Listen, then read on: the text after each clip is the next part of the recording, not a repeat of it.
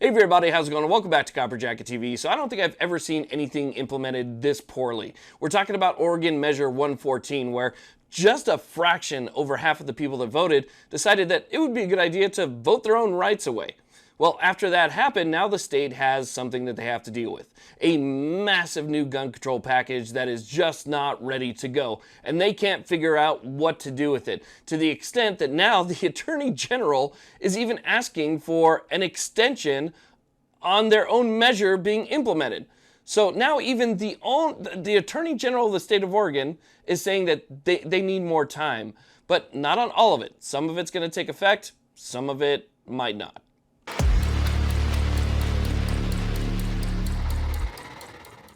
This channel is proud to be sponsored by the USCCA, one of the best resources that you could ever have in your wallet. If you find yourself in an instance where you have to defend yourself, call the number on the back of your USCCA card. They will get a lawyer out there to take care of you and defend you and stick with you through the entire process. They also have online training and education and what to do after an event. There's so many different great resources that you can use from them. I suggest you check out the link below and get yourself a membership. It is worth every penny.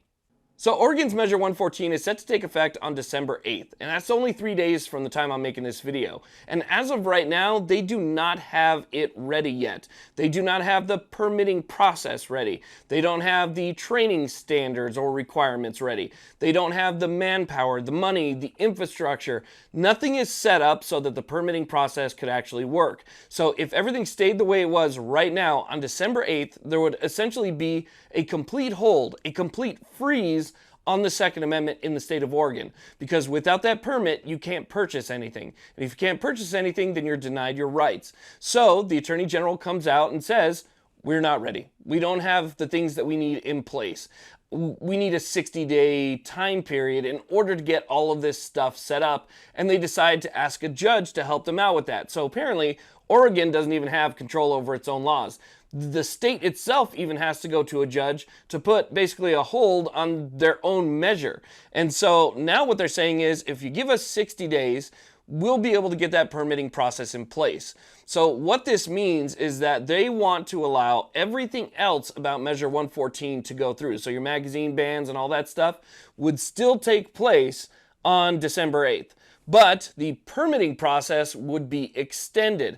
That would mean that you wouldn't need a permit until the end of that 60-day period, which we would assume that they would have their processes all worked out. Now, anybody who knows basically anything about the Constitution, or maybe even some recent Supreme Court decisions, knows that Measure 114 is totally unconstitutional. And that's why there's already been several lawsuits that have been filed against 114, and those stand a pretty good chance of actually holding up, depending on whether or not the judges actually decide to, use recent court precedent, like in Bruin, to come up with their decisions. Otherwise, Measure 114 could make it all the way up to the Supreme Court.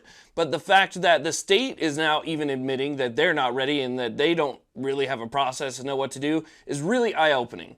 Now, the judges signaled that there will be a decision on this 60-day hold or freeze early this week. So hopefully that happens prior to December 8th, because if December 8th is allowed to come and pass, well, now we have a whole new set of problems on our hands. Now, I think there's going to be more problems anyway, because from what I have heard, it's going to take about 30 days for somebody to actually get their permit. So there could be an entire month where people could still lose their rights. Let's say that they don't have the permitting process in place until that 60-day period, right? So at the end of let's say that, just for the sake of argument, 58 days from the December 8th, they finally have something in place and people are allowed to apply and the process can be undergone, right? People go and they do that on the 58th day. Well, 2 days after they applied is when the law starts. Well, nobody has a permit yet, so nobody's going to be able to get anything. And if it takes 30 days, it's basically a 1-month moratorium on the Second Amendment in Oregon. So it still could turn out to be really bad. And hopefully, since there's a lot of different people asking for injunctions here, that an injunction can actually take place until these court proceedings can actually run through a little bit. Because, again, this measure is so broad and so vast, and it bans things, it regulates things, it limits things, and it does so much that I don't think there is any way that any judge should allow it to continue. So hopefully there will be an injunction, at least for now, while these pro 2A groups are allowed to argue their cases and maybe move it up further to the Supreme Court and so forth. But this could be even more of a nightmare depending on what happens early this week. Monday, Tuesday, Wednesday, we'll see. But I wanted to make you guys aware of that, and we got to pay close attention to this, because even if you don't live in Oregon, this stuff always moves east. It starts out in the west, and then it moves east, and you don't want to see a Measure 114 in your state. So pay close attention to what happens here. Thank you all very much for watching. I really do appreciate it. Please like, subscribe. Have a great day.